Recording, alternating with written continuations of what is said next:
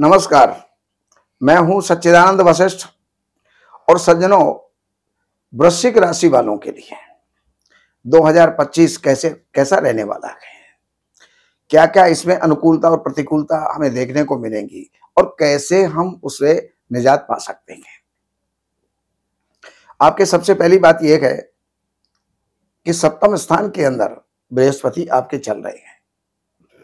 सप्तम स्थान के बृहस्पति नया व्यापार करवाते हैं, नया सगाई संबंध करवाते हैं, मन को प्रसन्न रखेंगे, आय के स्रोत बनेंगे, नए मित्र और भाइयों से जो है आपको सहयोग की प्राप्ति होगी। लेकिन 15 मई के बाद ये बृहस्पति आपके अष्टम स्थान में चले जाएंगे, जो स्वास्थ्य के लिए विपरीत परिणाम देने वाले हैं। तो बृहस्पति का दान, गुड़ और चने की दाल, ये जो है हर बृहस्पतिवार को गाय को आपको देना प्रारंभ कर देना चाहिए, जिससे कि बृहस्पति के जितने जो अशुभ परिणाम हैं वो उतने ना होकर के नाम मात्र के ही हों।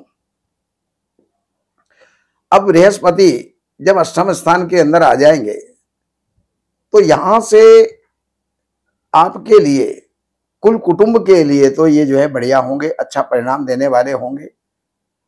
प्रॉपर्टी के संबंधी, वाहन से संबंधित, सुख यश प्रतिष्ठा से संबंधित अच्छे परिणाम देंगे। केवल मात्र स्वास्थ्य का ध्यान आपको रखना पड़ेगा। शनिदेव आपके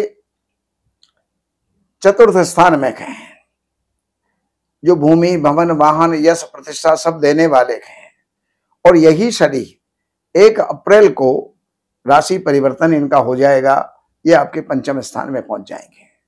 अगर आप पढ़ने वाले हैं तो पढ़ाई में लापरवाह हो जाएंगे, आलसी हो जाएंगे, कम समय में होने वाले काम में अधिक समय लगाना, इस प्रकार की प्रवृत्ति जो है वो हो जाएगी। लेकिन वैवाहिक जीवन के अंदर ये कुछ तनाव पैदा कर सकते हैं। लाभ के स्रोत तो खोलेंगे, लेकिन वैवाहिक जीवन या अपना कोई भी पार्टनर है उसके साथ में अच्छे संबंध बनाए रखने के लिए शनि का दान, पूजा ये आपको करते रहना चाहिए। और ये शनि 1 अप्रैल को चेंज होंगे। तो 1 अप्रैल को जब चेंज होंगे तो ये जो है पंचम स्थान में आ जाएंगे। तो पंचम स्थान का जो है मैंने आपको अभी बताया ही है। अब राहु पंचम स्थान में है, जो पढ़ाई में विक्षेप डाल रहे थे, पढ़ाई के अंदर कुछ दिक्कतें डाल रहे थे, वो दिक्कतें आपकी 19 मई के बाद में समाप्त होंगी। 19 मई तक राहु का प्रभाव आपकी पढ़ाई में, संतान में, इसके ऊपर रहेगा। लाभ के स्रोत जो हैं ये खोलेंगे, लेकिन मन जो है क्रोधी और जिद्दी हो जाएगा, जिसके कारण से कई बनते हुए काम आप बिगाड़ सकते हैं। इसलिए अपने मन को कंट्रोल में आप रखें। शनि, बृहस्पति और राहु का फल मैंने आपको बताया। अब मैं आपको मंथली फल बताता हूं कि 14 जनवरी से लेकर के और 13 फरवरी तक, 12 फरवरी तक का जो समय है वो आपके लिए विजय का है, यश का है, प्रतिष्ठा का है।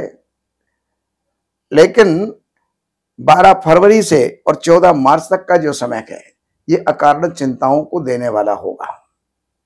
उस समय पर सूर्य का दान करें, सूर्य की उपासना करें, सूर्य को जल दें। और 14 मार्च से लेकर के 14 अप्रैल तक का समय ये जो है पढ़ाई में साथ देने वाला है और पढ़ने वालों की रुचि पढ़ाई के अंदर बढ़ जाएगी और उसके अंदर सफलता भी आपको प्राप्त होगी। 13 अप्रैल से लेकर के और 14 मई तक का जो समय है, सूर्य उस समय पर 6ठे स्थान में होंगे, अपने राशि में हैं, तो हर प्रकार से विजय देने वाले हैं, रोग समाप्त करने वाले हैं, कर्जों को जो है निपटाने वाले हैं। जरूरी नहीं है कि कर्जे एक साथ 1 महीने में ही निपट जाएं, लेकिन कर्जों पर काफी कंट्रोल आप पा लेंगे।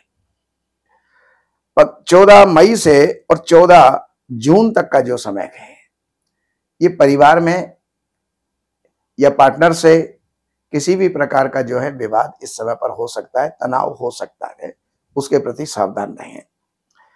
14 जून से लेकर के और 16 जुलाई तक का समय स्वास्थ्य के लिए ठीक नहीं रहेगा।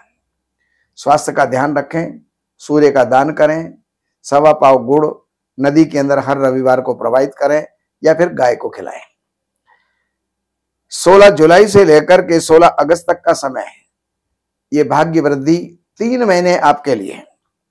अक्टूबर तक का समय है, ये आपके जो है अगस्त, सितंबर, अक्टूबर, 17 अक्टूबर तक का समय आपके पूर्ण रूप से आपके अनुकूल है। इसका लाभ आपको उठाना चाहिए। कोई भी रुके हुए कार्य हैं वो संपन्न होंगे, पूर्ण होंगे, और उसमें आपको भी अपनी तत्परता दिखानी चाहिए। 17 अक्टूबर से लेकर के और 16 नवंबर तक का जो समय है, ये आपके नुकसान का हो सकता है। इस समय पर कोई इन्वेस्टमेंट या देन लेन आपको नहीं करनी चाहिए। खर्चों को भी कंट्रोल रख करके चलना चाहिए, खर्चे आपके बढ़ सकते हैं। लेकिन इसके बाद 16 नवंबर से लेकर के और 14 जनवरी तक के ये 2 महीने आपके लिए बहुत सुंदर और सुखद परिणाम देने वाले हैं। उनका लाभ आपको उठाना चाहिए। बाकी और जानकारियों के लिए नंबरों पर संपर्क करके, कार्यालय से अपॉइंटमेंट लेकर के, कार्यालय की सेवाएं अर्पण करके और जो भी आप जानना चाहते हैं वो जान करके लाभ उठा सकते हैं। नमस्कार।